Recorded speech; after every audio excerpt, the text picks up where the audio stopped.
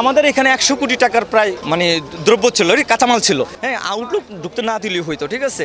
তো সেই সুযোগ আমাদেরকে দেওয়া হয়নি। হ্যাঁ, অর্থনৈতিকভাবে অনেক ধস আসবে, শুধু তাই না, জিনিসপত্রের দেখা গেছে দ্রব্যমূল্যের অনেক দাম বেড়ে যাবে, বা কর্মসংস্থানের যে সুযোগটা ছিল এখানে সেটাও কমে যাবে। অনেকের দেখা গেছে অনেকে ছোট ছোট ব্যবসা আছে, সেগুলোও দেখা গেছে যে তারা নিঃস্ব হয়ে যাবে। হ্যাঁ, তারা কি করবে এখন, তাদের সরকার কীভাবে অর্থনৈতিকভাবে তাদেরকে সহায়তা করবে কি না, এগুলোর অনেক ব্যাপার আছে, ঠিক আছে। এখন সব দিক দিয়ে সরকারিভাবে জনগণের দিক দিয়ে, মূল্যস্ফীতির দিক দিয়ে, সব দিক দিয়ে এখন দেখা গেছে যে অর্থনৈতিকভাবে একটা ধস নামবে, বড় রকমের ধস নামবে। যেই ধসটা শুধু আমি না, আমার মনে হয় আপনার সাংবাদিক, আপনার উপরেও এটা ডিপেন্ডেন্ট করবে, ঠিক আছে। আপনার উপরে সেটা পড়বে। দেখা গেছে জিনিসপত্রের দাম যদি বেড়ে যায়, সেই জিনিসপত্রের দাম বেড়ে গেলে সেটা সবাই তো ভোগ করবে, এটা তো ভুক্তভোগী সবাই হবে। তবে যেটা করা উচিত ছিল, এখানে যখন এই কুরিয়ার থেকে যখন আগুনটা শুরু হয়, তখন থেকে যদি প্রস্তুতিটা খুব মানে হার্ডলি নেওয়া হইতো, আমার মনে হয় এটা বিজিএমই পর্যন্ত অতদূর পর্যন্ত যেত না।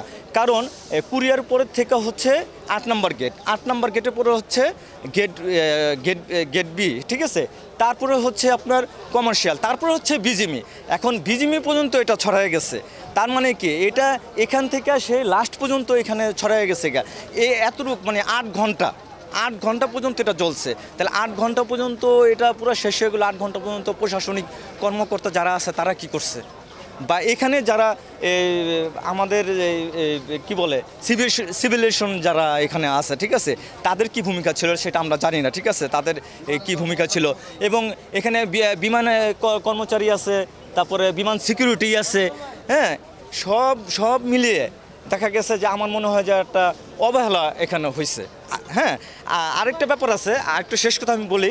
এখানে যখন এটা হলো, তখন তো মাইকিং করে সবাইকে বলে দেওয়া উচিত ছিল।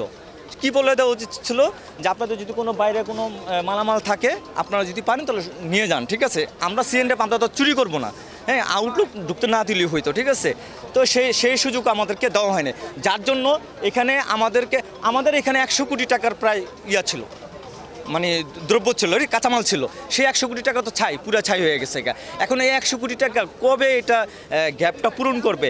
এবং এটা আমি বিয়ে গ্রুপে চাকরি করি। এখন বিয়ে গ্রুপে চাকরি মানে আমি এখন এটা আমারই, যেহেতু আমি এখানে জব করি, ঠিক আছে। এখন এটা আমারই দায়িত্ব। ১০০ কোটি টাকার এখানে কাঁচামাল এখানে পুরো ছাই হয়ে গেছে।